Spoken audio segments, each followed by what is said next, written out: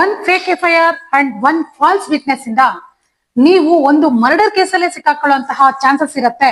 ವಿಕ್ರಮ್ಜಿತ್ Kakati versus state of Assam.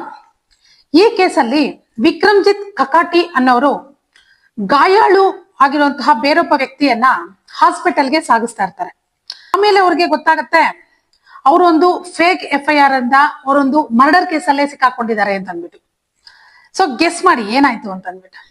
There is no evidence, no motive, no connection. Lower court ಅಲ್ಲಿ ಅವ್ರ ಮೇಲೆ charges ಕೂಡ frame ಆಗೋಗತ್ತೆ. ಅವ್ರು ಸುಪ್ರೀಂ ಕೋರ್ಟ್ಗೆ ಹೋದಾಗ ಸುಪ್ರೀಂ ಕೋರ್ಟ್ ಅಲ್ಲಿ ಹೇಳತ್ತೆ suspicious is not equal to proof. ಅಂದ್ರೆ ಕೇವಲ ಅನುಮಾನವನ್ನೇ ಪ್ರೂಫ್ ಆಗಿ ತಗೊಳ್ಳೋದಕ್ಕೆ ಬರೋದಿಲ್ಲ ಅಂತ ಹೇಳ್ಬಿಟ್ಟು ಅವ್ರ ಕೇಸ್ ಒಡೆದಾಕ್ತಾರೆ. ಹಾಗೆ ಅವರು ಇನ್ನೋಸೆಂಟ್ ಅಂತ ಅಂದ್ಬಿಟ್ಟು ಸಾಬೀತಾಗತ್ತೆ. ಹೀಗೆ ನೀವ್ಯಾರಾದ್ರೂ ಯಾವ್ದಾದ್ರು ಫೇಕ್ FIR ಮರ್ಡರ್ ಕೇಸಲ್ಲಿ ಏನಾದ್ರೂ ಸಿಕ್ಕಾಕೊಂಡಿದ್ದೀರಾ? ಆಗ ನೀವೇನ್ ಮಾಡ್ಬೇಕು ಅಂದ್ರೆ ಒಂದು ಕ್ವಾಶ್ಡ್ FIR ಕಂಪ್ಲೇಂಟ್ ನ ಫೈಲ್ ಮಾಡ್ಬೇಕಾಗತ್ತೆ ಅಂಡರ್ BNSS 528 ಪ್ರಕಾರವಾಗಿ.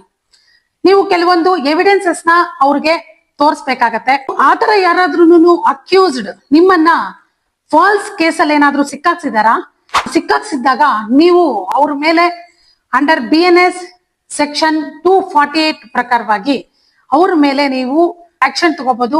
ಆಮೇಲೆ ಅವ್ರಿಗೆ 10 years ವರ್ಗು ನೀವು ಜೈಲ್ ಶಿಕ್ಷೆ ಕೂಡ ಕೊಡಿಸುವಂತ ಚಾನ್ಸಸ್ ಇರತ್ತೆ.